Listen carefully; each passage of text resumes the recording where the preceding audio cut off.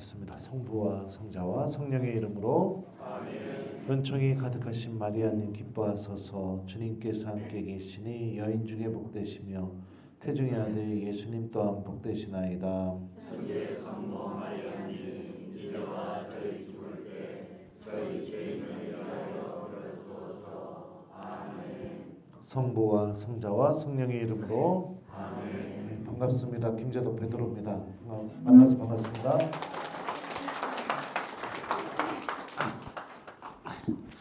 네, 장례미사 독서와 복음 우리 강대원 신부님께 부탁을 받았는데 제가 잘 못하는 것 중에 하나가 동창 신부님들이 청하면 거절을 못합니다. 이게 문제예요. 그리고 하여튼 그랬습니다.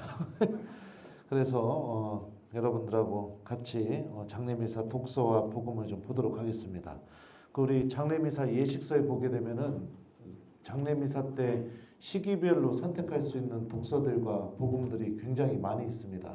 근데 이제 보통 본당에서 장례미사 때 읽혀지는 독서와 복음이 욥기의 말씀과 그 다음에 제가 기억하기로는 잠시만요. 네. 그 다음에 요한복음 6장의 말씀이 많이 보통 읽혀져요. 그래서 제가 일단은 우리 교회 안에서 많이 읽혀지고 있는 욥기 1독서 말씀, 그 다음에 요한복음 6장 말씀 이렇게 준비해 왔고요. 그리고 시간이 좀 허락한다면 또 마태복음 25장의 말씀도 장례미사 복음으로 이렇게 읽혀지거든요. 그래서 요거까지 이렇게 해보려고 합니다. 그리고 이독서로도 보통 이독서 안 하죠, 본당에서. 그죠? 코린토 1서 15장의 말씀도 이렇게 읽혀지겠는데 하여튼 이렇게 본문은 4개를 준비해 왔습니다. 그래서 한번 해보고 다음에도 제가 이런 기회가 있으면 이제 시리즈로 계속 이렇게 시기별로 읽혀지는 독서 복음을 이렇게 갖고서 이렇게 하면은 몇 번 우리 강신부님처럼 몇 번을 불러줄지 모르겠지만 그래도 이렇게 올 때마다 다른 본문으로 계속 이렇게 하면은 하나의 이렇게 장례미사 예식서에 있는 독서 복음을 아마 다 이렇게 다룰 수 있지 않을까 그런 생각이 들어요. 자, 그 욥기의 말씀을 좀 한번 일독서 때 읽혀지는 말씀을 여러분들께 읽어드릴게요. 제발 누가 나의 이야기를 적어두었으면, 제발 누가 비석에다 기록해 주었으면, 철필과 나무로 바위에다 영원히 새겨 주었으면. 그러나 나는 알고 있다네. 나의 구원자께서 살아계심을. 그분께서는 마침내 먼지 위에서 일어서시리라. 내 살갗이 이토록 벗겨진 뒤에라도 이 내 몸으로 나는 하느님을 보리라. 내가 기어이 뵙고자 하는 분, 내 눈은 다른 이가 아니라 바로 그분을 보리라. 이런 말씀입니다. 많이 들어보셨죠? 근데 이 부분을 이해하기 위해서는 여러분들 욥기가 어떤 성경인지를 정확하게 이해하는 게 필요합니다. 많은 경우 우리 교우들이 욥기라는 성경이 의인이 당하는 이 고통에 대한 책으로 이렇게 알고 있는데 그거는 맞기는 해요. 근데 이 고통을 통해서 이 욥기라는 성경이 우리에게 어떤 메시지를 주려고 하는지를 우리가 이해하는 게 필요한데요. 왜 그러냐면 이 부분은요, 우리가 방금 들은 이 독서 복음 말씀은요, 나중에 욥이 하느님을 만나게 되었을 때 욥이 하느님 앞에서 회개합니다 이렇게 하거든요. 그럴 때 주님께서 욥이 그래도 의롭다라고 얘기해 줬던 근거가 되는 부분이 오늘 우리가 보는 이 독서 부분인 겁니다. 욥은요, 여러분들도 읽어보신 분들은 잘 아시겠지만, 고마워요 예수님. 이거 어떻게 끼는 거예요? 안 들어가. 분량이 너무 작아요. 이거 너무 작은. 네, 됐어요. 그냥 들고 할게요. 네, 들고 할게요. 괜찮아요. 욥은 자 보죠. 네. 이 욥이라는 이름이요.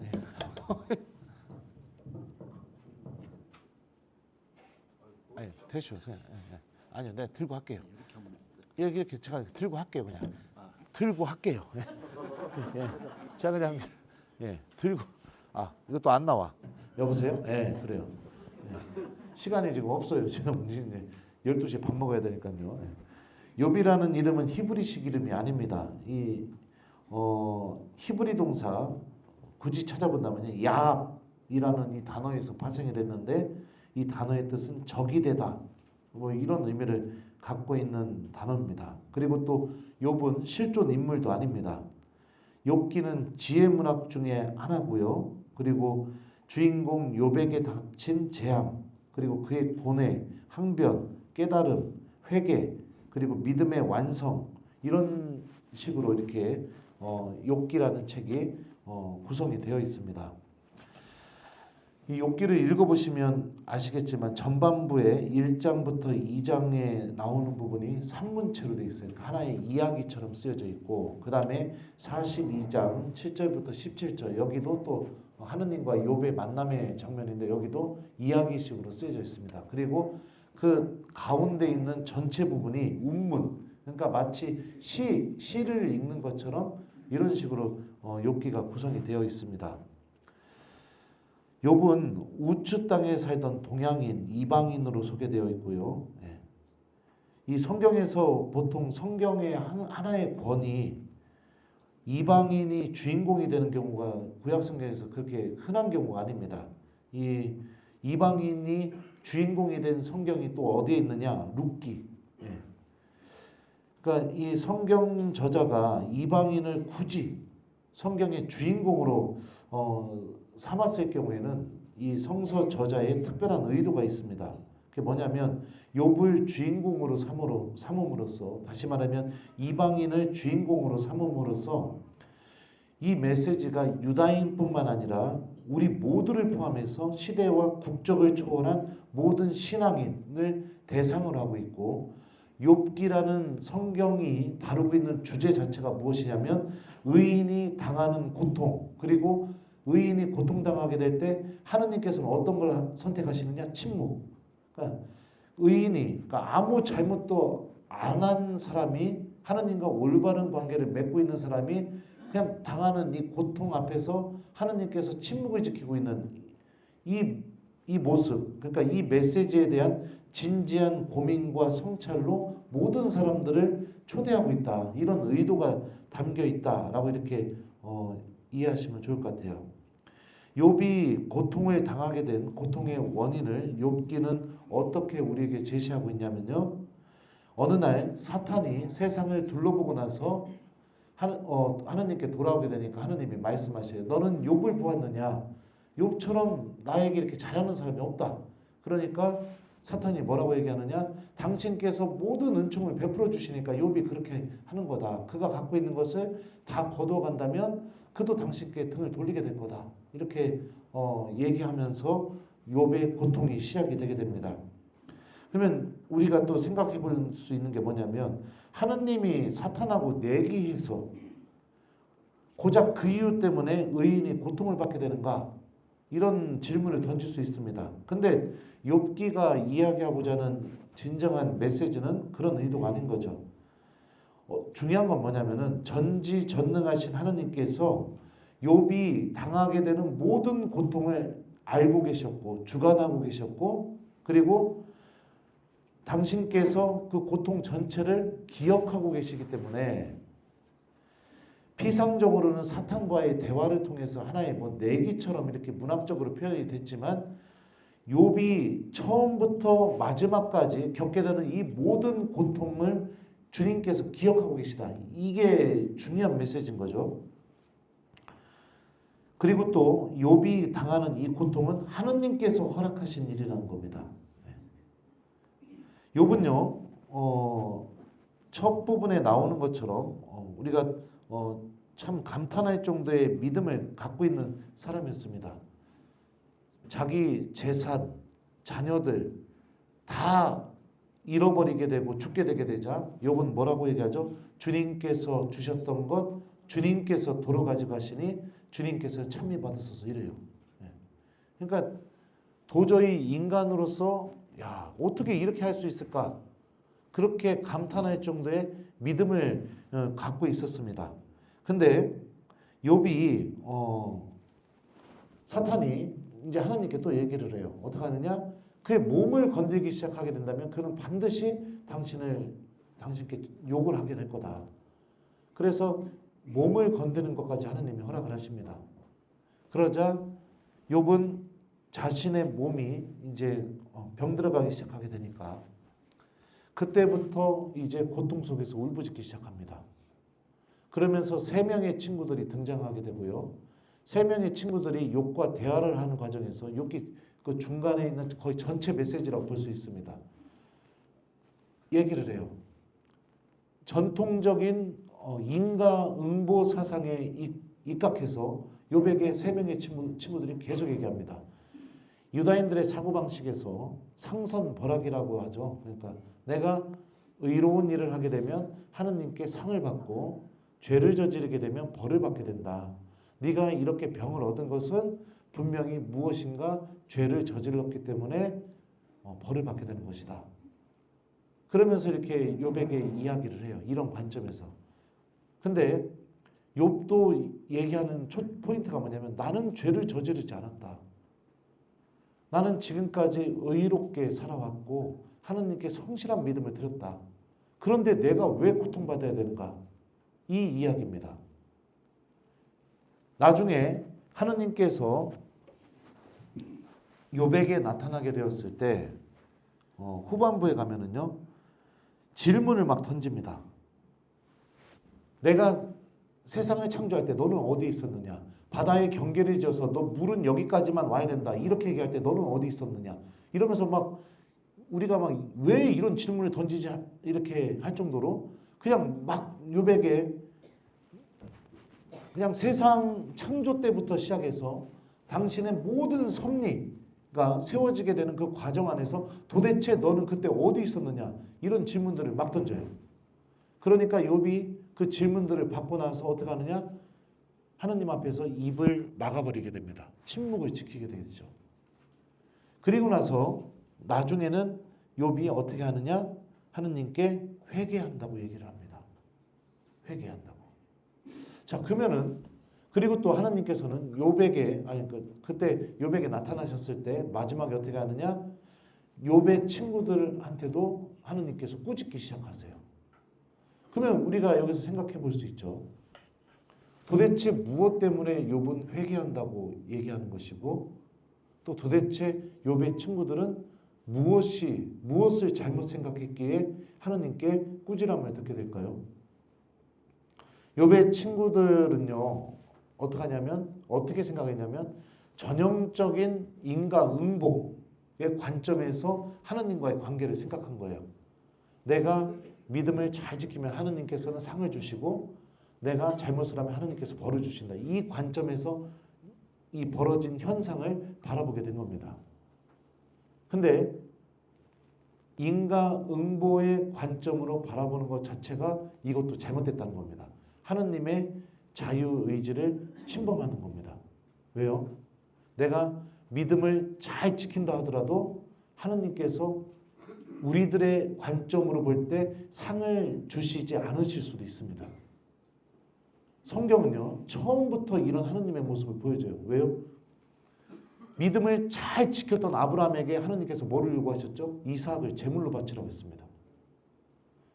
거기서 아브라함을 시험하다라고 하는 표현이 있는데 이 시험하다라는 동사가 히브리말 니사라는 단어가 쓰였습니다. 니사라는 단어는 첫 번째 뜻이 무슨 뜻이냐면 들어 올려지다 이런 뜻이에요. 두 번째 뜻이 시험하다예요. 그러니까 이 시험은 하느님께서 왜 아브라함에게 이런 어마어마한 것을 요구하느냐? 믿음을 잘 지키면서 칼데아 우르에서부터 주님을 따라서 그 75세의 나이에 그죠? 예. 아버지의 집을 떠나서 하느님 말씀에 대한 믿음을 갖고 성실하게 따라온 아브라함에게 왜 말도 안 되는 상을 주셔야 되는데 왜 말도 안 되는 것을 요구하시느냐? 시험 자체가 그를 고통 속으로 초대하는 것처럼 보일지 모르겠지만 그 고통을 통해서 하나님께서 주시고자 하는 게 뭐냐면 들어 올려지는 거. 그의 믿음이 더 하나님 안에서 들어 올려지는 거. 주님께서 궁극적으로 주시려고 하는 열매가 바로 그런 것이거든요. 의인들에게. 네. 아브라함은 아브라함의 희생 제사를 통해서 하나님께서 아브라함에게 이렇게 말씀하시죠. 아브라함아, 내가 나를 얼마나 사랑하는지 내가 이제 알게 되었다. 이렇게 얘기하죠. 네. 제가 지금 정확하게 워딩 자체를 지금 기억 못해요. 그러니까 근데 하나님이 네가 나를 얼마나 사랑하고 믿고 있는지를 알게 되었다. 이렇게 얘기합니다. 그러면서 아브라함이 전혀 마련할 수 없었던 희생양을 하나님이 손수 마련해 주시면서 그 제사가 완전하게 봉헌될 수 있게 하나님께서 결국에는 이끌어 주십니다. 이런 모습이 또 어디에 나오느냐? 이스라엘이 이집트를 탈출하고 나서 하나님께 대한 충만한 믿음으로 이집트를 탈출하고 나서 하나님께서 이스라엘을 어디로 데리고 가시느냐? 광야로 데리고 가셔요. 광야 안에서 하나님께서 어떤 걸 하시느냐? 고통 속에서 그들을 가르치십니다. 믿음이 더 성장하게 만드시는 거예요. 그래서 신명기에서 광야 생활을 이렇게 결론을 내리죠. 그 뭐죠? 사람이 빵만으로 사는 것이 아니라 하느님 입에서 나오는 모든 말씀으로 산다는 것을 가르치게 하기 위한 것이었다. 그렇죠? 또 보면은요, 다윗의 경우 같은 경우는 그가 기름 부음을 받았는데도 곧바로 왕위에 올라가지 않습니다. 사울에게 계속해서 쫓기면서 광야에서 살게 만들어요. 우리 가톨릭 교회의 전통 또 유다계의 전통에 의하면 시편의 대부분을 다윗이 지었다고 이렇게 우리는 그렇게 생각하고 있습니다. 근데 그 시편의 내용들을 보십시오. 고통 속에서 하느님께 의지하는 내용, 대표적인 내용이 시편 23편이죠. 주님은 나의 목자, 그죠? 아쉬울 것 없노라. 푸른 풀밭에 나를 쉬게 하시고 원수들 보는 앞에서 상을 차려주시고 당신의 막대와 지팡이가 나에게 있으니까 나에게는 큰 힘이 된다. 이렇게 다윗은 얘기를 합니다. 그죠? 우리 지난번에 연도 시편 제가 강의해 줄 때 여기 들으신 분들 계실지 모르겠습니다. 광야에서 비계인 듯 기름인 듯 이걸 내가 먹은 것처럼 막 그렇게 하느님께 의지하고 노래하는 그런 노래가 터져나오게 만드는 거죠. 그러니까 지금 욥기는요. 우리에게 질문을 던지는 겁니다. 내가 신앙생활 잘하면 하느님이 상 주셔야 돼? 그게 정말 맞는 거야? 내가 기도 열심히 하면은 정말로 나에게 내가 생각할 때 내 기준으로 좋은 일만 벌어져야 되는 거야? 이게 정말 그게 맞는 거야? 이 질문을 던지는 겁니다. 아닐 수 있다는 거예요. 기도를 열심히 했는데도 하느님이 내가 상상하지도 못하는 더 큰 고통으로 나를 인도할 수 있다는 겁니다. 내가 믿음을 잘 지키면서 살아왔는데도 내가 상상할 수 없는 더 찢어지고 상처받는 일로 주님께서 나를 인도하실 수 있다는 거예요. 그리고 그 하느님이 마련하신 그 고통, 그러니까 제가 얘기했었죠. 처음부터 이 욥이 당하는 고통은 하느님께서 기억하시는 고통이었고 처음부터 이 고통은 하느님이 주관하시는 고통이었다는 거죠. 그런 고통으로 주님께서 우리들을 인도하실 경우에는 분명히 우리에게 주시려는 은총이 있다는 겁니다. 그러니까 우리들이 생각하는 방법과는 정반대의 길로 주님께서 우리들을 인도하실 수 있다는 거예요. 이게 욥의 친구들이 결정적으로 잘못 생각한 겁니다. 하느님에 대해서. 그러니까 우리들도 그렇죠. 신앙생활을 열심히 하는데 자꾸 나에게 안 좋은 일이 생기게 돼요. 그러면은 교우들은 어떻게 생각할까요? 성당을 다니지 말아야 되나? 이런 생각하는 교우들 실제로 많아요. 예비자들 중에서도 그런 분들 많아요. 제가 예비저기를 해보면요. 신부님 성당 다니기 시작하니까 자꾸 가족들 중에서 누가 아프기 시작하고 막 이래요. 그래서 성당을 가지 말아야 되나 이런 생각이 듭니다. 정말로 좋은 것, 그게 내 눈에는 정말로 좋은 것일지 모르겠지만 하느님께는 정말로 좋은 것이 아닐 수도 있다는 겁니다. 그러니까 이런 하느님의 자유로운 하느님의 선택권, 이거를 인간이 침범해서는 안 된다는 겁니다. 또 욥이 그러면 왜 하느님 앞에서 회개한다고 얘기할까요?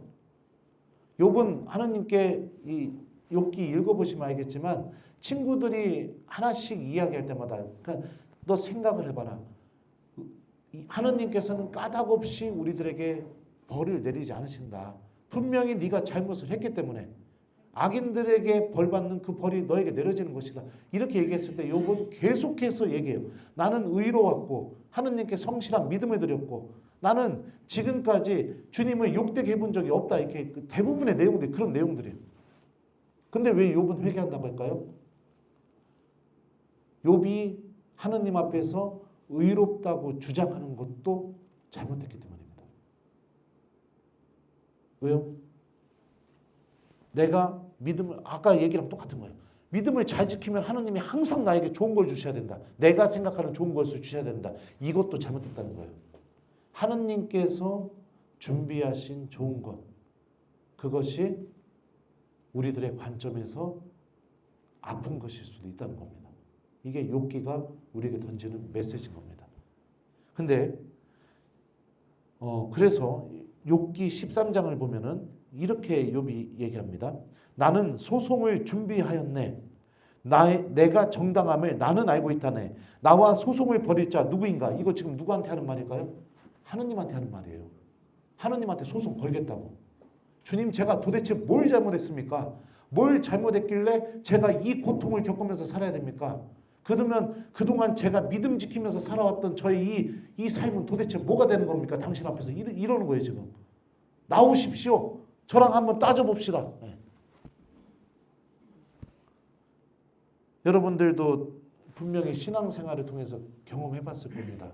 신앙생활 잘하고 있는데 정말 내가 의도하지 않았고 나의 실수도 아닌데도 갑자기 큰일이 닥치게 되거나 고통스러운 일이 터지게 되거나 이런 경험들을 했을 거예요. 그러면 욥과 같은 마음을 갖고 있다면 하느님이 원망스럽죠. 그죠? 네. 근데 욥기는 그 얘기를 하는 거예요. 그 고통도 하느님의 특별한 선물이라는 겁니다. 그 고통도. 네. 제가 유학 마치고 한국에 들어왔을 때 저는 곧바로 신학교 교수로 임명될 줄 알았어요. 곧바로요. 제가 신학교에서 작년에 후배 신부들, 그러니까 후배 교수 신부들이죠. 점심 먹고 산책 갔다 와서 담소 나누면서 제가 그 얘기를 했어요. 뭐 어떻게 얘기하다가 무슨 얘기가 나왔냐면 제가 이런 얘기했죠. 형은 다른 신부들이 다 당연하게 걷는 길을 한 번도 하느님은 나에게 당연하게 주신 적이 없다. 유학 갔다 오면 곧바로 그 다음 학기에 교수로 임명돼서 강의 나가고 뭐 이런 것들요. 나는 그렇다. 내 삶을 되돌아보면 다른 신부들이 다 당연하게 절차 밟아 나가는 거를 하느님은 나한테 한 번도 당연하게 주신 적이 없다. 유튜브 들으신 분들은 아실지 모르겠지만 4년 동안 임용이 안 됐어요. 4년 동안. 그러면 제 입장에서 어떤 생각이 들겠어요? 억울하죠. 이런 미래가 기다리고 있을 줄 알았다면 내가 뭐하러 거기서 눈 빠지게 공부하고 그러고 들어왔을까? 제가 IQ가 92예요. 돌대가리예요. 근데도 언어를 9개나 하고 왔어요. 거기서. 다른 신부들은 방학 때 뭐 이렇게 동유럽도 가서 이렇게 좀 방학도 보내고 오고 그러니까 주변 유럽이 여러 나라가 있으니까 그 다니는 비용이 그렇게 비싸지가 않아요. 저가도 많고 그래서 여기저기 둘러보기도 하고 부활방학 때 뭐 이렇게 2주 주어지게 되면은 그때 또 그 같은 공부하는 신부들하고 뭐 소풍도 가기도 하고 저는 그런 걸 해본 적이 없습니다. 제가 진짜로 다른 건 모르겠지만 성실하게 공부했어요. 성실하게. 머리가 나빴기 때문에 그런 거 다 참으면서 공부할 수밖에 없었어요. 그리고 돌아왔더니 생각해봐요. 임용이 안 되는 거예요. 근데 4년 동안 그러면은 교구에서 주교님 미사 있을 때마다 저도 미사를 갈 거 아니에요. 그럼 제 입방에서 제의 갈아입으면서 신부들이 저한테 질문해요. 김 신부 신학교에서 뭐 가르쳐? 안 가르칩니다. 왜 안 가르쳐? 모르겠습니다. 이 질문을 여러분들 4년 동안 신부들한테 계속 받았다고 생각해봐요. 제 마음이 어떻겠어요? 내가 뭐하러 미련하게 그렇게 공부했을까? 뭐하러? 그냥 쓸모없는 사람이 된 것 같은 그런 생각이 들었었습니다. 쓸모없는 사람, 교회 안에서. 그리고 막 소문도 돌기 시작했어요. 얼마나 못 살면은 유학 갔다 오고 돌아왔는데 신학교에서 안 부르겠어. 얼마나 못 살았으면. 억울한 거죠, 제 입장에서는. 내가 뭘 잘못한 것도 아닌데. 그리고 또 신기한 건 뭐냐면 저랑 같은 공부를 했던 제 후배는 귀국하자마자 곧바로 임용돼서 학교에서 강의하는 거예요. 저는 오란 얘기가 없고. 제가 그 후배를 만났을 때 제 기분이 어땠을까요? 1번 좋아 죽어 환장했을 것이다. 2번 그 후배를 만날 수도 없었을 것이다. 피해 다녔을 것 같다. 몇 번일 것 같아요? 당연하죠. 당연하죠. 근데 하느님께서는 의인들에게 주시는 이 고통을 까닭없이 주시질 않아요. 제가 지금 와서 생각해보면 주님께서 그 4년이라는 시간 동안 저를 겸손하게 만드셨던 것 같아요. 겸손하게. 하느님께서 그러니까 교회가 저를 불러서 복음을 전할 수 있는 이 자리를 마련해 주는 게 얼마나 값진 것인지를 가르치셨던 것 같아요. 제가 4년 뒤에 신학교에서 교수 임용돼서 첫 강의를 나가는 날 잠이 안 오더라고요. 전날로. 설레어서. 너무너무 설레어서. 그게 당연하게 주어졌으면 그게 감사한 일인지도 몰랐을 거예요. 기고만장했겠죠. 학생들 공부 안 한다고 괴롭혔겠죠. 네? 근데 너무너무 설레어가지고 잠을 못 잤어요. 그 첫 수업을 하고선 운전하고 사제관을 돌아오면서 주님께 감사하다고 기도했어요. 주님 감사합니다. 네. 아무튼 그래요. 욥도 그래요. 하나님 앞에서 내가 왜 이 고통을 당해야 되느냐. 하느님 나오십시오. 제가 도대체 뭘 잘못했습니까? 그러니까 여기 우리 일독서에 보면은요. 욥이 왜 이런 말을 하는지 알 수 있어요. 아, 제발 누가 나의 이야기를 적어두었으면, 제발 누가 비석에다 기록해 주었으면, 철필과 납으로 바위 위에다 새겨주었으면. 이렇게 얘기해요. 이게 뭔 소리냐? 종이에다 적었다가는 그거 없어져 버릴까봐 억울해가지고 비석, 돌에다가 내 이야기, 나 이거 잘못 하나도 안 했는데 왜 내가 고통당해야 되냐? 이 이야기를 적어주었으면, 네. 바위에다가 영원히 새겨주었으면, 이렇게 얘기하는 이유가 이런 이유인 겁니다. 이걸 이 욥기 전체 메시지를 알아야 이 일독서의 내용을 이해할 수 있거든요. 근데 마지막에 욥은 자신이 하느님의 이 오묘한 섭리와 의도, 주님께서는 당신이 사랑하시는 이들을 특별하게 사랑하시는 방법이 뭐냐? 고통이다. 고통을 통해서 당신께서 사랑하시는 이들을 더 특별하게 사랑하시고 그 고통을 통해서 그 사람의 믿음을 더 높이 들어올리시고 단단해지게 만드시고 당신께 굳건하게 서 있는 그 믿음으로 변화시키시고 고통을 통해서 하느님께서 주시는 그 은총의 값어치를 알아보게 만드는 게 하느님께서 당신께서 특별히 사랑하시는 사람들을 대하는 방법이다. 이거를 깨닫게 됐겠죠. 욥은. 그래서 마지막에 어떻게 하느냐? 회개한다고 얘기한다면 기로만 들어왔던 이 몸 드디어 당신을 제 눈이 보게 되었다. 이렇게 얘기해요. 하느님이 어떤 분이신지 내가 명확하게 알게 되었다. 욥은 이렇게 고백을 하거든요. 근데 그러니까 욥의 친구들처럼 똑같이 인과응보, 상선벌악 이 관점에서 하느님과 관계를 맺었던 겁니다. 근데 욥의 친구들은 하느님께 잘못됐다고 꾸지람을 듣게 되죠. 근데 하느님이 그래도 욥은 의롭다고 얘기합니다. 왜 그랬을까요? 왜 그랬느냐? 바로 여러분들 25절부터 27절 말씀 때문에 그렇습니다. 그러나 나는 알고 있다네. 나의 구원자께서 살아계심을. 그분께서는 마침내 먼지 위에서 일어서시리라. 내 살갗이 이토록 벗겨진 뒤에라도 이 내 몸으로 나는 하느님을 보리라. 내가 기어이 뵙고자 하는 분, 내 눈은 다른 이가 아니라 바로 그분을 보리라. 이 마음 때문에 그래요. 내가 인과 응보, 상성보란 이 관점으로 하느님과 관계를 맺었다 하더라도 욥은 자신이 겪고 있는 고통의 문제를 끝까지 하느님 안에서 해결하려고 했습니다. 하느님 안에서. 끝까지 하느님을 만나서 주님 안에서 해결하려고 하는 이 믿음을 갖고 있었기에 하느님께서 욥은 그래도 의롭다라고 얘기해 주신 겁니다. 그러니까 이 욥기를 우리가 보면서요, 여러분들이 지금 삶을 살면서 겪고 있는 크고 작은 어려움들이 있을 겁니다. 그 고통의 문제를 우리가 어떻게 다뤄야 되고 또 믿음 안에서 내가 이 고통을 어떻게 바라봐야 되는지를 욥기를 통해서 배울 수 있죠. 아마도 장례미사 제1독서에 이 본문이 들어가게 된 이유는 25절부터 27절 때문에 그런 것 같아요. 왜냐하면 여기에는 또 어떤 신학 사상이 있냐면 죽으면은 모든 것이 끝난다는 이런 사상이 아니라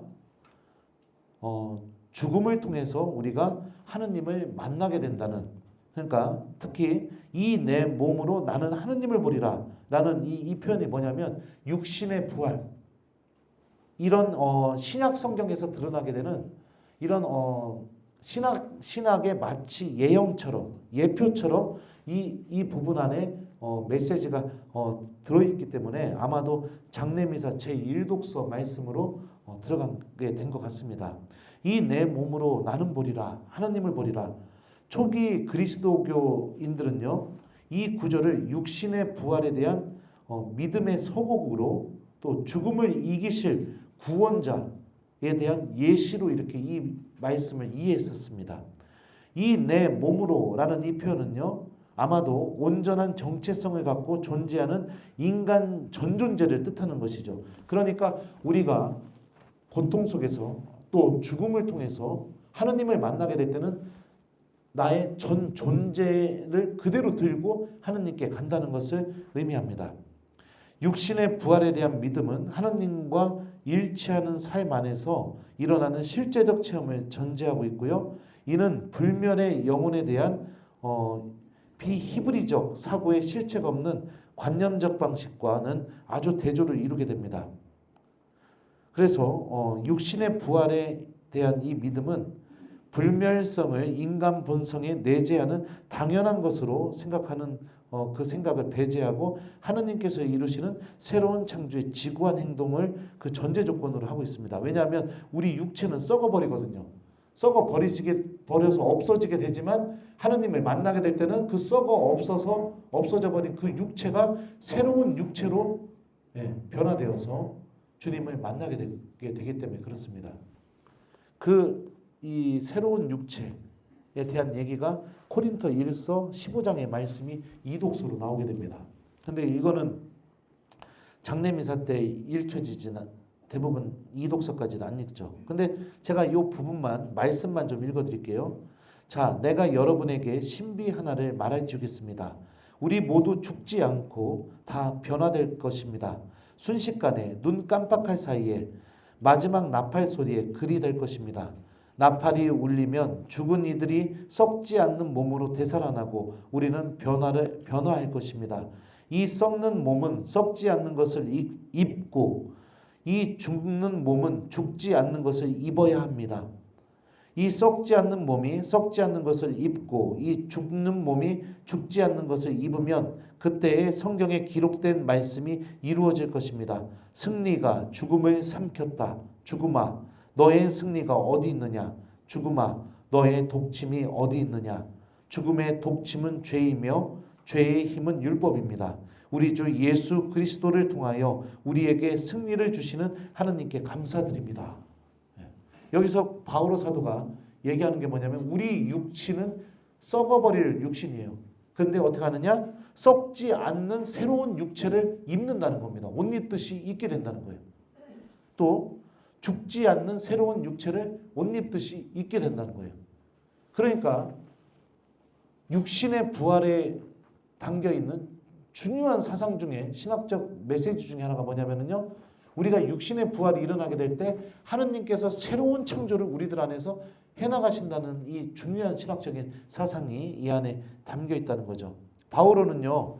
이 입다라는 이 표현을 또 어디서 사용하느냐? 세례성사를 설명할 때도 입다라는 표현을 써요. 세례성사를 받은 여러분들은 그리스도를 옷 입듯이 입었습니다. 이렇게 얘기하거든요. 그러니까 세례성사가 뭐죠? 내가 세상 안에서 죽고 물속에 들어가게 되니까요. 그리고 물 밖에서 나오면서 그리스도와 함께 부활해서 새로운 삶을 살기 시작하는 거. 하느님의 소유로서 주님의 자녀로서 살아가는 그러니까 세상에서의 삶이 이제 세례성사를 받음으로 인해서 죽음, 그러니까 끝났다. 그러니까 이게 죽음을 의미하는 거죠. 그리고 내가 세례를 받고 난 뒤에 어떻게 되냐? 내가 물에서 나오게 되니까요. 옛날에는 세례를 물속에 담궜다가 꺼냈으니까요. 나오면서 그리스도와 함께 부활해서 하느님의 소유, 하느님의 자녀로 살아가는 완전히 새로운 삶. 이 펼쳐지게 된 거. 이게 세례성사거든요. 그때 우리가 그리스도를 옷 입듯이 입었다라고 합니다. 예수님을. 그러니까 우리가 모두 예수님을 옷 입듯이 입고 있는 거예요. 제 그 부재 서품 받은 날, 부재 서품식 받은 날요. 제 입방에서 이제 부재복을 다 벗은 다음에 이 끌러지 셔츠를 입을 거 아니에요. 그죠? 입고선 요 카라 요거를 처음으로 부재 때 여기다가 딱 끼고선 거울을 딱 보니까 야, 내가 무슨 생각이냐면 야, 김재동 멋있다. 이 생각이 드는 거예요. 옷이 아무것도 아닐지 모르겠지만 그 사람의 정체성을 회복시켜주는 게 옷이에요. 이걸 끼는 순간 생각해 보세요. 제가 뭐 어떤 예를 들어줘야 돼? 이거 끼는 순간 제가 이거 끼고 도둑질 하러 갈 수 있습니까? 하러 갈 수 있을 것 같아요. 이거 끼고? 네. 제가 이거 끼고 막 누구 멱살 붙잡고 막 욕하면서 때릴 수 있겠어요?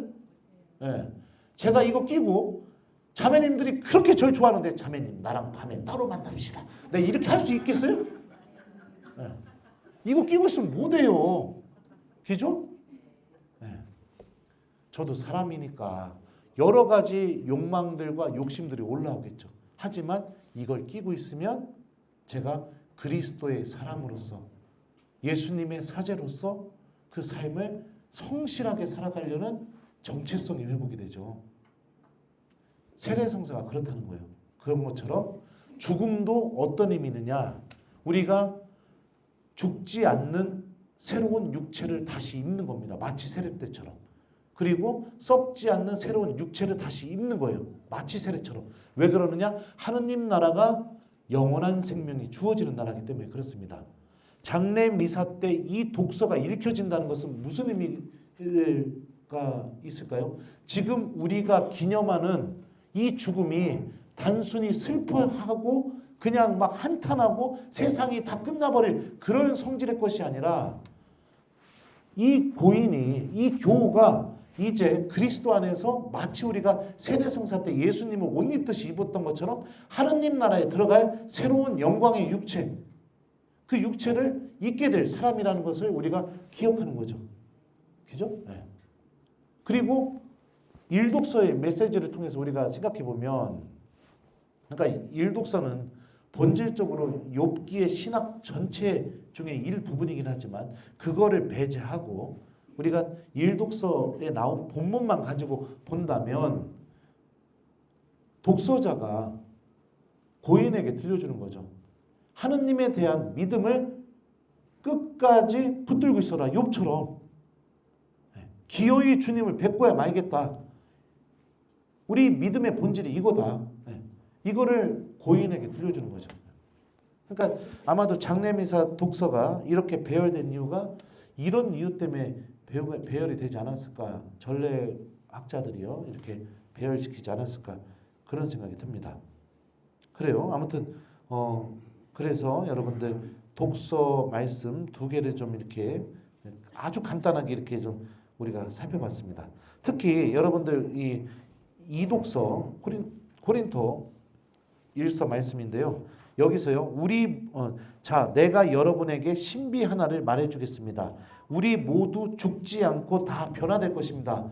여기서 얘기할 때 죽지 않고 이 죽다라는 단어를 묘사한 단어가 이 그리스 말로 코이마오라는 단어예요. 코이마오라는 단어가 뭔 뜻이냐면 여기 혹시 의사 선생님들 계십니까? 안 계시는군요.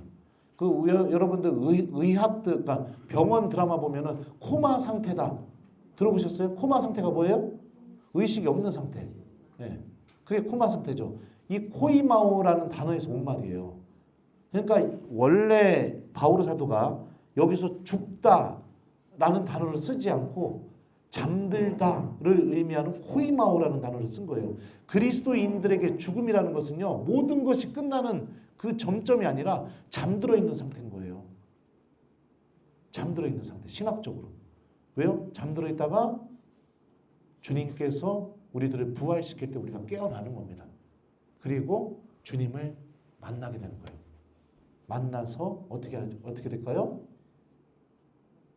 마태복음 25장에 나오는 최후의 심판을 하게 되겠죠. 그래서 여러분들 장례미사 복음이 마태복음 25장인 겁니다. 근데 이게 길어가지고 신부님들이 이 복음을 안 쓰시죠. 네. 한번 그래도 좀 우리 위령연합회 우리 교우들이시니까 한번 제가 읽어드릴게요. 여러분들 잘 아는 말씀입니다. 사람의 아들이 영광에 쌓여 모든 천사와 함께 오면 자기의 영광스러운 옥좌에 앉을 것이다. 그리고 모든 민족들이 사람의 아들 앞에 모일 터인데 그는 목자가 양과 염소를 가르듯이 그들을 가릴 것이다. 그렇게 하여 양들은 자기 오른쪽에 염소들은 왼쪽에 세울 것이다. 그때에 임금이 자기 오른쪽에 있는 이들에게 이렇게 말할 것이다. 내 아버지께 복을 받은 이들아, 와서 세상 창조 때부터 너희를 위하여 준비된 나라를 차지하여라. 너희는 내가 굶주렸을 때 먹을 것을 주었고 내가 목말랐을 때 마실 것을 주었으며 내가 나그네였을 때 따뜻이 맞아들였다. 또 내가 헐벗었을 때 입을 것을 주었고 내가 병들었을 때 돌보아 주었으며 내가 감옥에 있을 때 찾아주었다. 그러면 그 의인들이 이렇게 말할 것이다. 주님, 저희가 언제 주님께서 굶주리신 것을 보고 먹을 것을 드렸고 목마르신 것을 보고 마실 것을 드렸습니까?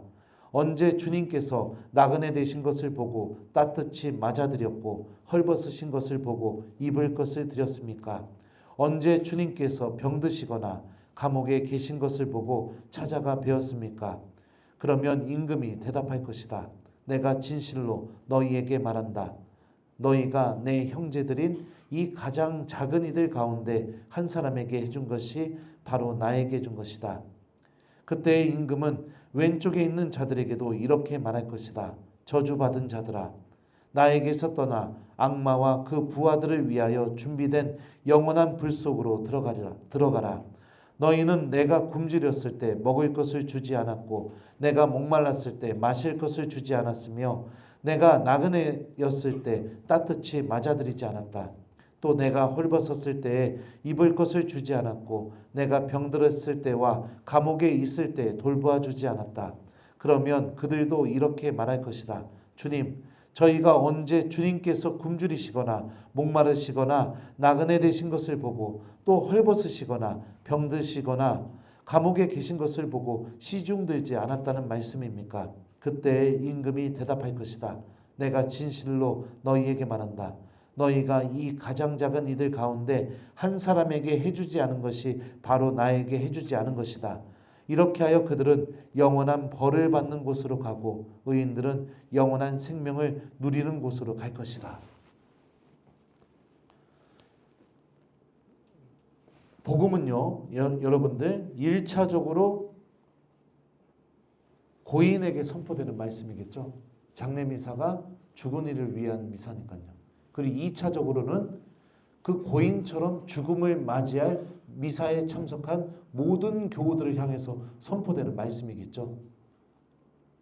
마태복음 25장의 이 복음 말씀의 의도는 뭐냐? 하느님이 이 기준으로 고인을 심판하시겠다는 겁니다. 그리고 또 두 번째는 뭐냐? 주님께서는 이 기준으로 우리들을 심판하실 것이니 아직 산 자들은 이 심판의 기준을 잘 기억하고 하느님 나라를 준비해라 라는 의도가 있는 것이죠. 그러면 그럴 수 있어요.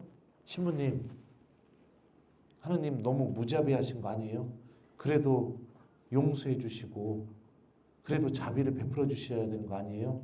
예.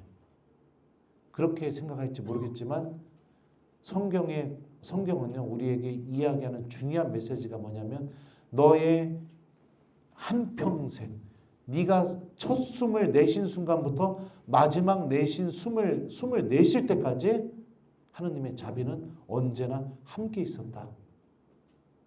그거예요. 그리고 삶을 마치게 되면 이제는 주님께서는 심판자로 너를 만나겠다. 이게 성경의 논리인 겁니다. 그러니까 주님의 자비가 언제든지 나한테 주어질 수 있는 기회가 있었었죠.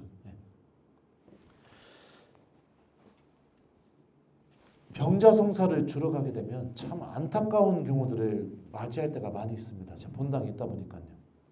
특히 냉담하신 분들 안에서 이런 경우가 많이 벌어지게 되는데요. 임종을 앞둔 상태에서 의식이 있는 병자들의 경우는 제가 꼭 고해성사를 보겠냐고 물어봐요. 그럼 성사 보고 싶다고 해요. 그리고 나서 성사를 주면은 정말 안타깝습니다. 죄를 하나도 고백 안 해요. 그 고해성사가 자기가 하느님 나라로 가기 전에 마지막으로 하는 성사인데 죄를 하나도 고백을 안 해요. 그러니까 너무 안타까운 거죠. 그러니까 성찰할 수 있는 능력을 완전히 잃어버렸기 때문에 그런 겁니다. 잃어버렸기 때문에. 그러니까 평상시에 내가 신앙생활 잘하는 게 중요하죠. 그러니까 마지막 순간에도 하나님은 자비를 베풀어 주세요. 사제를 통해서 고해성사를 받고 전대사도 받을 수 있는 그 어마어마한 자비와 은총을 베풀어 주시는데도 그렇게 주시는데도 너무 안타까운 건 뭐냐? 그거를 사람이 얻어내지 못하는 경우들이 종종 있더라고요. 하여튼 그래요. 그래서 심판의 기준은요, 여러분들 정확하게 뭐냐? 나눔입니다. 나눔. 그 나눔이 누구에게 하는 나눔이냐? 가장 작은이에게 하는 나눔. 왜 예수님은 가장 작은이라고 하게 되었을까요? 내가 사랑하는 이들에게 하는 나눔은요, 누구나 할 수 있어요. 이거는 하느님에 대한 믿음이 없어도 가능합니다. 근데 가장 작은이에게, 가장 작은이 중에 한 사람에게 해주는 나눔은요, 예수님에 대한 믿음이 없으면 이거 불가능해요. 왜요? 내가 정말로 사랑하고 믿고 있는 그 예수님이 바라고 있으니까 나랑 아무 상관이 없는 사람에게도 내가 나눔을 실천할 수 있는 거예요. 그러니까 이 나눔은 철저하게 예수님에 대한 믿음에서 맺어지는 열매인 겁니다. 그래서 마태복음에 이 심판의 기준이 뭐냐면 가장 작은 이 가운데 한 사람이라고 이렇게 얘기하는 것 같습니다.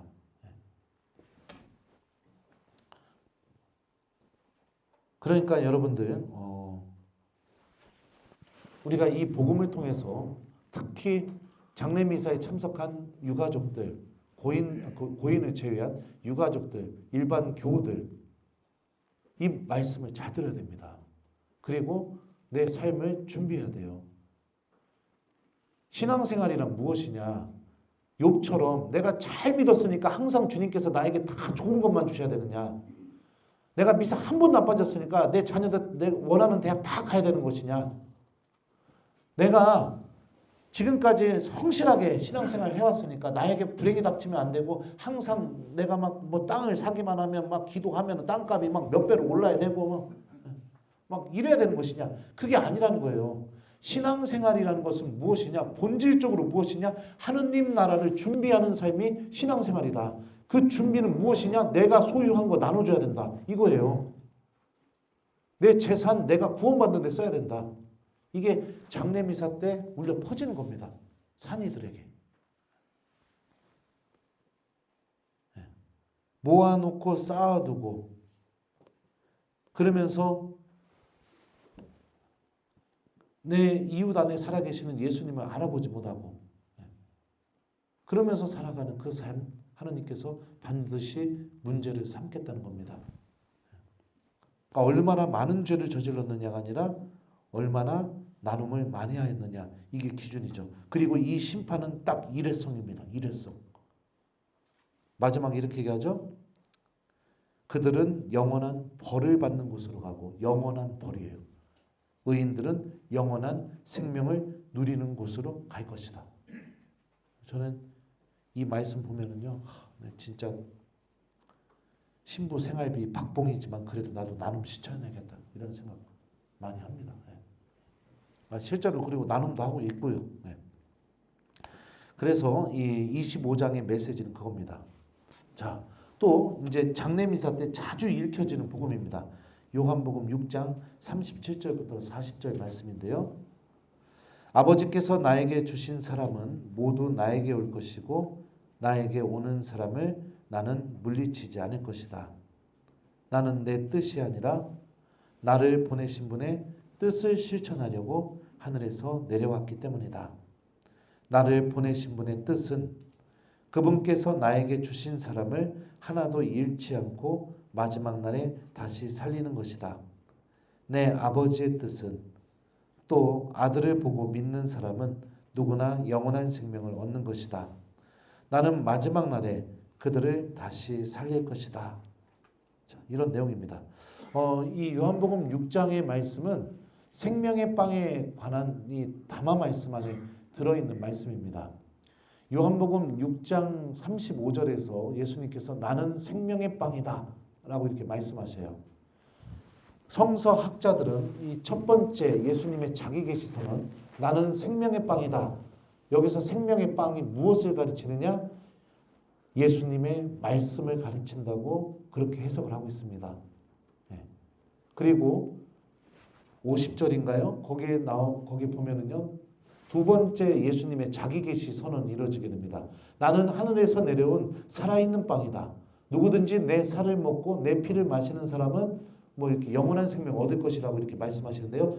여기서의 생명의 빵은 성체 성사를 의미한다고 성서학자들은 그렇게 해석을 하고 있습니다. 그러니까 말씀과 성체가 우리들에게 주어지는 생명의 빵이에요. 37절에서요. 아버지께서 나에게 주신 사람은 모두 나에게 올 것이고 나에게 오는 사람을 나는 물리치지 않을 것이다. 이렇게 예수님께서 말씀하십니다. 예수님께 가는 사람들이 누굴까요? 예수님께 가는 사람들. 네? 죽은 사람들 예수님께 갈까요? 예수님께 오는 사람들. 예수님에 대한 믿음이 있는 사람들이 예수님께 오겠죠. 그죠? 영원한 생명을 갈망하는 사람들이 오겠죠. 그러면은 말씀과 성체를 사랑하고 하나님 말씀을 생명처럼 여기고 그 말씀이 고백하는 그 구세주 예수님을 성체 성사 안에서 만나고 그런 사람들이 예수님께 오는 사람들이겠죠. 그죠? 네. 여러분도 한번 생각해 보세요. 여러분들 예수님께 오는 거 좋아해요? 네. 잘 생각해 보세요. 냉정하게. 예수님께 오는 걸 좋아하는 거 어떻게 생각할 수 있느냐? 미사가 없는데 성체조배 하자고 하면 내가 성체조배 하는 걸 좋아하는 거야. 집에서 쉬고 있는데 내 배우자가 기도하자고 하면은 내가 기도하는 걸 좋아하는가? 한번 냉정하게 생각해 보세요. 근데 예를 들어서 배우자가 여보 우리 저녁 기도해요. 그때 저녁 기도 같은 소리하고 앉아있네. 나가 아까 했어. 이래버리면 정말 내가 예수님께 가는 걸 좋아하는 게 아닌 거죠. 그죠? 내 행동이 나에게 그대로 보여주고 있는 겁니다. 특히 요한복음에서 여러분들 오다, 듣다, 보다, 머무르다 이 단어들은요 믿음 동의어라고 합니다. 이게 뭐냐? 참된 믿음을 갖고 있는 사람 안에서 나타나는 행동이에요. 예수님께 가고 예수님을 바라보고 예수님의 말씀을 듣고 예수님 곁에 머물고, 이거 믿음이 없으면 불가능한 행동이라고 요한복음은 그렇게 얘기합니다. 그러니까 참된 믿음을 갖고 있는 사람들, 그들은 예수님께 갈 겁니다. 그리고 이 사람들이 누구냐? 아버지께서 나에게 주신 사람들이라고 얘기해요. 하느님께서 나에게 주신 사람들. 그리고 예수님은 그 사람들을 물리치지 않을 것이다. 38절이요. 그죠?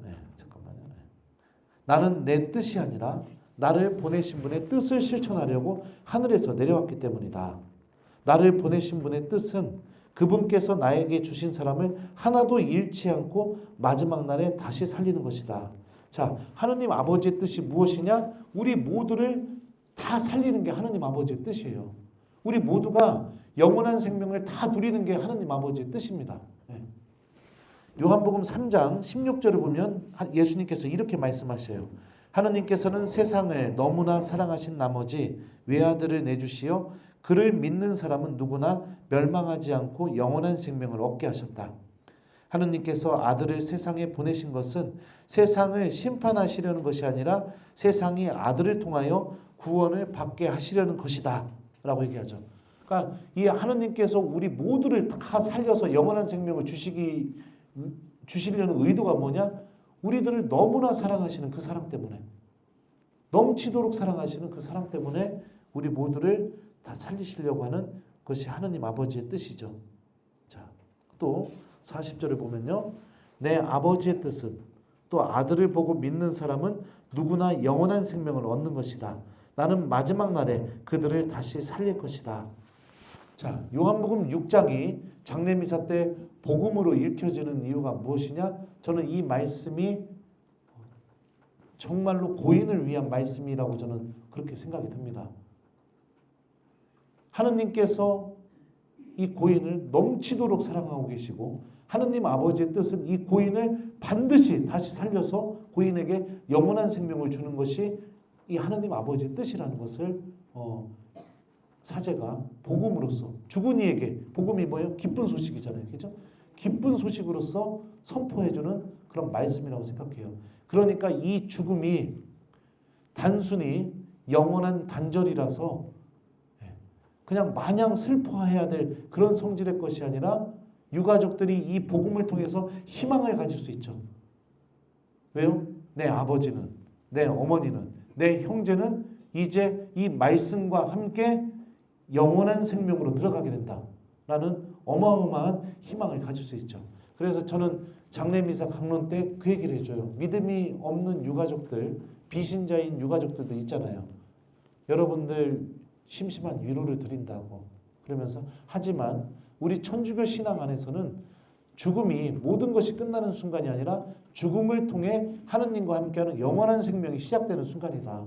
그래서 여러분들의 아버지는, 여러분들의 어머니는 이 미사를 통해서 이제 하느님과 함께하는 영원한 생명으로 들어가게 된다. 이 천주교 신앙이 슬픔에 잠겨져 있는 유가족 여러분들에게 위로가 되었으면 좋겠고 희망이 되었으면 좋겠다. 이렇게 강론 때 자주 얘기를 하거든요. 그러니까 장례미사 때 이 복음의 말씀의 본질은 뭐냐면요. 우리 그리스도인들의 실존에 대한 말씀인 겁니다. 우리는 여러분들 영원으로 연결되어 있는 사람들이에요. 영원. 하느님 나라와 연결이 되어 있는 사람들입니다. 그러니까 이 말씀들을 통해서 우리가 정말로 이제 어떻게 신앙생활을 잘 살아야 될지, 또 우리가 위령연합회 또 위령회원으로서 유가족들에게 어떻게 위로해 줘야 될지, 그리고 또 내가 위령의 활동을 통해서 내가 어떤 마음으로 또 나의 죽음을 준비해야 될지, 이 말씀들을 통해서 우리가 좀 이렇게 묵상하고 또 이렇게 깨닫고 그럴 수 있을 겁니다. 많은 신앙인들이요, 참 안타까운 게 뭐냐면 믿음의 본질인 하느님 나라를 잃어버렸어요. 아무도 하느님 나라를 생각하지 않아요. 물론 여기 계신 분들 하느님 나라를 다 항상 생각하죠. 왜냐하면 유령 회원들이니까. 하느님 나라를 생각하지 않기 때문에 신앙의 이 시선이 어디를 향해 있느냐? 항상 다 땅을 향해 있습니다. 땅. 내가 그냥 무엇인가를 얻어내고 싶은데 욕심을 향해 있어요. 근데 바오로 사도가 이런 말씀을 했습니다. 우리가 현세만을 위하여 그리스도께 희망을 걸고 있다면 우리는 모든 사람 가운데 가장 불쌍한 사람일 것입니다. 이렇게 얘기해요. 믿음의 본질은 말씀을 통해 영혼을 바라볼 수 있어야 되고요. 말씀을 통해 하느님 나라를 바라볼 수 있어야 되는 게 믿음의 본질인 겁니다. 그리고 더군다나 여러분들이 활동하고 있는 이 위령의 활동 자체는요. 활동 자체가 무엇을 가리키는 거예요? 하느님 나라가 존재한다는 것을 여러분들이 가리키고 있는 거예요. 그렇다면은 이 장례미사 때 읽혀지는 독서와 복음 말씀은 여러분들이 미사 때만 들어야 되는 말씀이 아니라 항상 자주 여러분들이 마음 안에 간직하고 묵상하고 그러면서 여러분들이 생명처럼 여기면서 붙들고 있어야 되는 말씀인 거예요. 왜냐하면 사람은 그래요. 어떤 행동을 하거나 말을 하게 될 때 자기 마음속에 있는 게 담아져서 나가게 돼 있거든요. 근데 위령의 활동을 하는데 의무감이 아무도 안 가니까 막 이런 마음을 사는 것과 예수님이 이렇게 오늘 이 복음에서 얘기하는 것처럼요. 나는 마지막 날에 그들을 다시 살릴 것이다. 주님이 이 사람 반드시 다시 살려서 영원한 생명으로 데려가실 거야. 내가 이 어마어마한 일에 내가 지금 봉사하고 있어. 이렇게 마음을 먹고서 내가 활동하는 거는 완전히 다릅니다. 예. 그러니까 자주 저는요. 여러분들이 봉사하러 나가실 때나 이럴 때 좀 종이에다 써가지고선 주머니에 넣고 가셔서 빈소 들어가기 전에 한번 꺼내서 한 구절만이라도 좀 읽고선 그리고선 이렇게 성우경 긋고 그리고 좀 들어가시고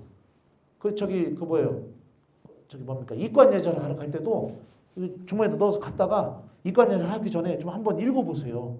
아니면 휴대폰으로도 읽어볼 수 있잖아요. 한번 바로 시작하지 마시고 복음이나 아니면 제가 오늘 같이 살펴봤던 독서 말씀이나 한번 천천히 읽어보고 마음속으로 주님 이 어마어마한 신비가 이루어지는데 제가 봉사할 수 있게 저를 초대해 주셔서 감사합니다. 이러면서 해보셔요. 그럼 여러분들을 통해서 이 죽음이 그냥 모든 것이 끝나는 것이 아니라 영혼과 하느님 나라를 향해 뻗어 있다는 그 신비가 여러분들을 통해서 분명히 드러나게 될 겁니다. 그래서 저는 이렇게 좀 제가 여러분들 지도신분은 아니지만 말씀을 공부한 사제 입장에서 좀 그렇게 여러분들에게 제안을 하고 싶어요. 그렇게 좀 부탁을 드립니다. 예, 제가 그래요. 예, 질문하셔도 됩니다. 아까 고린도 1서 예. 말씀에서 예. 심판은 하나님께서 예. 딱 의인과 악인을 갈라가지고 영원한 그 심판. 아 이건 마태복음 말씀이죠? 예. 영원한 심판하셨지 않습니까? 예. 네, 그런데 저희는 죽은 지 오래되는 분들을 위해서도 굉장히 연도를 꾸준히 바치고 있는데. 예. 그건 이제 저희 연합주의를 우리는 예. 전제로 하고 있는 예. 건데. 그 이제 개신교나 다른 기독교에서는 그 부분에서 굉장히 공격을 하거든요. 예. 이미 심판은 끝나는데 니들은 왜 무슨 쓸데없는 짓을 하냐 이런 거거든요. 예. 그래서 이제 그런 부분에 대해서 저희가 어떻게 받아들여야 아, 될지. 이거는 원래 이제 교의신학 전공하신 신부님들이 답변을 해줘야 더 정확한 답변이라고 생각하고 저는 그 성경을 공부했기 때문에 그래도 신학생 때 교의신학 배웠던 걸 바탕으로 해서 답변을 드리자면 우리가 죽음을 맞이한 뒤에 첫 번째로 사심판, 그러니까 하느님과 내 개인적으로 심판을 하느님 앞에서 받게 된다고 합니다. 그래서 내가 정말로 하느님과 올바른 관계를 맺었고 은총 지위에서 죽음을 맞이하게 됐다면 우리는 영원한 생명에 들어가게 되겠죠. 그리고 그렇지 못한 사람들은 연옥에 가게 됩니다. 그리고 연옥에서 정화와 단련의 과정을 겪게 되죠. 어떤 분들에게는 연옥이 막 벌받는 곳이라고 생각할 수 있어요. 물론 벌받을 수 있죠. 왜냐하면 여러분들 제가요 냉담자 회도를 시켜보면서 느낀 게 뭐냐면요.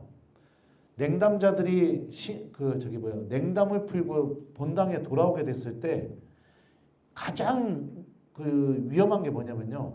이 사람들이 무슨 꺼리가 생겨서 한 번만 미사 빠지게 되면 다시 냉담을 해버리게 돼요. 그게 뭐냐? 신앙생활을 하는데 익숙해지지 않은 거예요. 주말에 놀러 가는데 너무 익숙해졌기 때문에 미사 한 대 나오는 게 이 냉담자 입장에서는 어마어마하게 힘든 일인 거예요. 그런데도 그거를 견디면서 나오는 거잖아요. 근데 그게 냉담자 입장에서는 엄청나게 고통이고 힘들고 내 시간을 쪼개야 되고 막 환장하고 막 이런 일이겠죠. 연옥도 그것과 비슷하다고 생각하시면 돼요. 내가 하느님 나라에 들어가는 게 아직 준비가 안 된 거예요. 하느님과 함께하는 게 준비가 안 된 거예요. 예를 들면 기도하는 거 막 짜증나 죽을 것 같은 사람이 하느님 나라 들어가면 그게 어떻게 기쁜 곳이 되겠어요. 그럼 연옥에서 주님과 함께하는 이 정화의 과정을 준비하면서 단련을 받게 되는 거겠죠. 그러니까 어떤 이들의 눈에 보게 되면 연옥이 고통받는 곳일지 모르겠지만 하느님의 관점에서 보면은요, 연옥은요 한 명의 영혼까지라도 어떻게 해서든지 붙잡아서 당신 나라로 데리고 가시려는 하느님의 자비와 마지막에 이 사랑이 베풀어지는 것이 연옥인 거죠. 그리고 세상 마지막 날, 이 마태복음 25장은요 최후의 심판이라고 해요. 마지막 날. 이 세상이 종말이 오고 난 뒤에 마태복음 25장의 말씀처럼 이미 영원한 생명에 들어간 이들도 또 이미 지옥에 간 이들도 다 주님 앞에 모여가지고 최종적으로 최후의 심판을 받게 됩니다. 그때는 연옥에서 정화된 이들도 그러니까 예수님 오른쪽에 설 수 있겠죠. 그리고 이미 지옥에 간 이들은 예수님 왼편에 쓸 수밖에 없겠죠. 그리고 나서 여기서 공개적이 아니라 최후로 마지막 일회성 심판이 일어나게 되겠죠. 예, 공심판. 이거를 공심판이라고 합니다. 이렇게 해서 가톨릭의 그 사후 세계는 이런 식의 신학적인 과정을 이렇게 돼 있습니다. 그래서 이 교회 신학 공부하신 신부님들에게 물어보면 더 정확하게 아실 수 있을 것 같은데 제가 그래도 최대한 신학생 때 배웠던 걸 바탕으로 말씀드렸습니다. 그래요. 그러니까 이 개신교에서 이야기하는 것도 여러분들 그것도 좀 우리가 생각해 볼 거리가 있어요. 그러니까 예수 선당 불신 지옥 이렇게 하잖아요. 근데 그러면은 예수님을 믿으면 당연히 천국에 가겠죠. 그리고 예수님을 믿지 않으면 전부 다 지옥에 가느냐. 가톨릭은 어떻게 얘기하느냐? 교회 밖에도 구원받을 가능성이 있다고 이렇게 열어두었습니다. 하느님의 자비하심을 제한해버리는 겁니다. 제한. 마치 우리 일독서에서 욥기가 얘기하잖아요. 인과응보로 하느님과 관계 맺는 건 하느님의 자유의지를 제한시켜버리는 것처럼. 그러니까 내가 잘 믿으면 하느님 항상 나한테 좋은 것만 줘야 돼. 이것도 굉장히 잘못된 시각이라는 걸 욥기가 얘기하잖아요. 내 입장에서 좋은 것이지 하느님 입장에서 정말로 좋은 것은 무엇이겠어요? 얘 믿음이 단단해지는 거, 얘 믿음이 굳건해지는 거, 얘 믿음이 내가 갖고 있는 걸 나눌 수 있는 믿음이 되는 거, 얘 믿음이 그리스도를 바라볼 수 있는 거, 얘 믿음이 십자가로 걸어가서 그 부활의 길로 갈 수 있게 되는 그 믿음을 소유하는 거, 이게 하느님 입장에서 정말 좋은 거잖아요. 근데 그걸 떡 줬는데 내 입장에서는 어우씨 나 괜히 믿었네. 절로 갈까? 이렇게 될 수 있잖아요. 그러니까 하느님의 자유의지를 제한해버리는 거. 이것과 아주 비슷한 논리일 수도 있는 겁니다. 그러니까 그건 좀 굉장히 조심스러운 부분인 거죠. 답변이 됐나 모르겠습니다. 감사합니다. 네, 그래요. 혹시 또 뭐 질문하실 분 계세요? 그래요. 뭐. 네. 네, 뭐래? 1대1 나와 하나님과의 관계지. 네. 그 주위에서 뭐 기도를 연도를 해가지고 만약 기도를 해가지고 올라간다 이런 걸 생각을 안 하는 것 같아요. 그거는요 예수님의 이 말씀으로 한 방에 해결될 것 같습니다. 둘이나 셋 있는 곳에 나도 함께 있겠다. 주님은 공동체 안에 계십니다. 단편적인 예로 요한복음을 보면 토마스 사도가 예수님 부활하셨을 때 부활하신 예수님을 못 만났어요.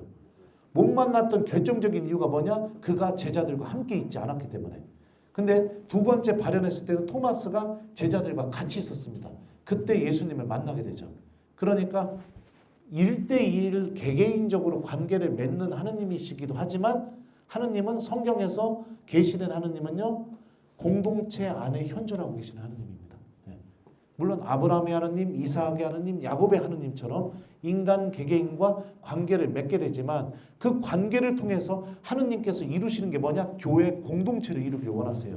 아브라함으로부터 시작된 이 성조들의 역사가 궁극적으로 무엇을 탄생하게 되느냐? 모세에게 오게 되면은요, 모세와 하느님께서 개개인적인 관계를 맺어서 무엇을 만들어내시죠? 이스라엘 공동체를 만들어냈잖아요. 출애굽을 단체로 체험한 하느님에 대한 신앙을 공동체적으로 체험한 이스라엘 공동체가 탈출해서 탄생되거든요.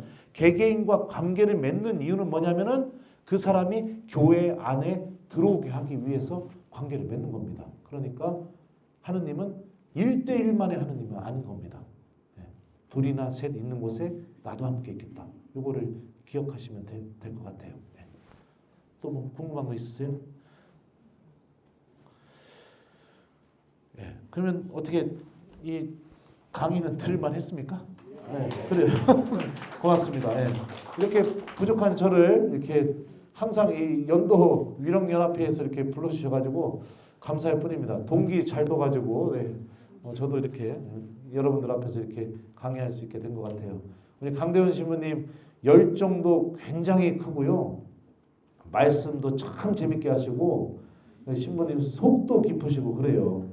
저는 반대로 속도 쪼잔하고 막 잘 삐지고 막 그러는데 그건 참 제가 동창으로서 배우고 싶은 모습입니다. 여러분들 오늘 1박 2일 강 신부님하고 이렇게 피정 교육 뭐 이렇게 하시게 될 텐데 신부님과 아주 깊은 우정을 나누시면서 좋은 피정, 좋은 연수 이렇게 되시기를 저도 기도하겠습니다. 자, 그러면 마침 기도할까요? 성부와 성자와 성령의 이름으로 주님께서 여러분과 함께 전능하신 천주 성부와 성자와 성령께서는 여기 있는 저희 모두에게 강복하소서. 성부와 성자와 성령의 이름으로 아멘. 한 8분 정도 일찍 끝냈는데 괜찮죠? 네, 그래요. 감사합니다.